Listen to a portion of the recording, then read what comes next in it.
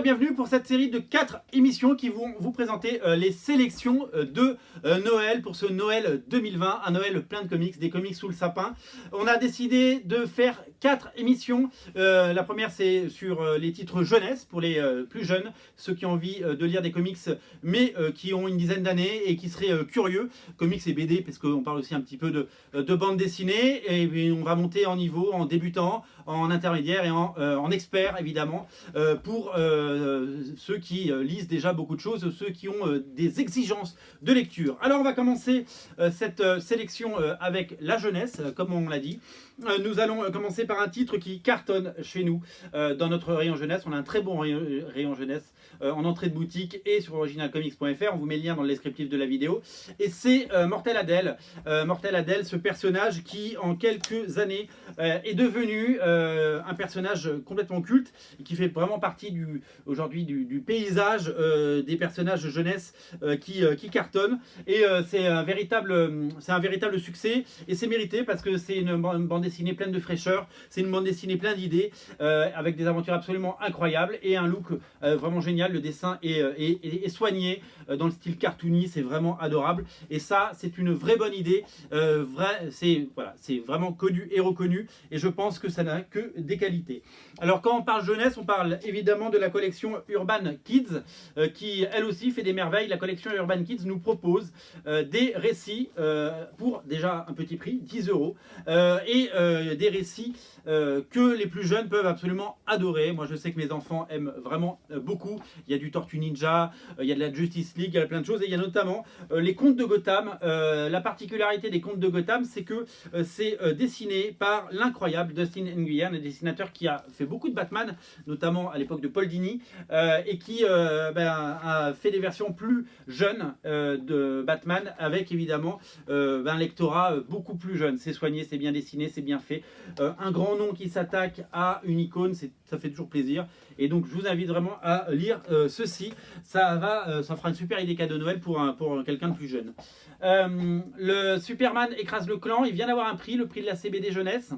Et ça le mérite parce que c'est pareil dans un style cartoony absolument magnifique. On découvre une fantastique histoire de Superman, évidemment avec un Superman qui vraiment en plus prend parti puisque il part en guerre contre le clan et que du coup c'est un peu politisé évidemment dans le bon sens et ça permet de combattre des vrais méchants du monde réel.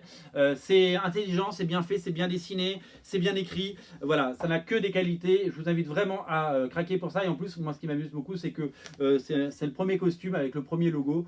J'aime beaucoup cette idée d'avoir repris ça, voilà, c'est vraiment d'une richesse folle. Je vous invite vraiment à lire ceci. Autre titre, cette fois-ci dans la collection que j'adore pour les plus jeunes chez Panini. C'est la nouvelle collection qu'ils ont lancée il y a pas longtemps pour concurrencer justement la collection à 10 €. Celle-là coûte 10,95 €. Il faudra débourser 95 centimes de plus. Ça reprend les meilleurs arcs des plus jeunes héros, notamment Miles Morales, vous le savez, le second Spider-Man. Et donc là, on a les épisodes de Bendis, Pikeli et Sam Neill. Ce sont les premiers épisodes de Miles Morales dans le costume de Spider-Man. Il apprend ses pouvoirs, il apprend les responsabilités aussi et il vit des aventures complètement folles. Le dessin est génial. Bendis au scénario, ça veut dire que c'est bon. Ça, faut vraiment le lire. L'autre titre que j'adore, c'est celui-là, c'est les Champions. C'est l'équipe de jeunes Avengers, on pourrait dire, avec un Hulk, Nova, Miss Marvel et justement Spider-Man, Miles Morales. La particularité, c'est qu'il y a 12 numéros dans ce petit pavé et que dans ces 12 numéros sont tous dessinés par Humberto Ramos sur un scénario de Mark Waid. Et c'est Mark Waid, c'est toujours bien écrit. Et le dessin d'Humberto Ramos, quand il dessine la jeunesse, notamment dans des séries, il a fait du Runaways, il a fait Out There, il a fait Crimson. Et bien quand il dessine la jeunesse, il est à sa place tout simplement. Donc c'est vraiment formidable.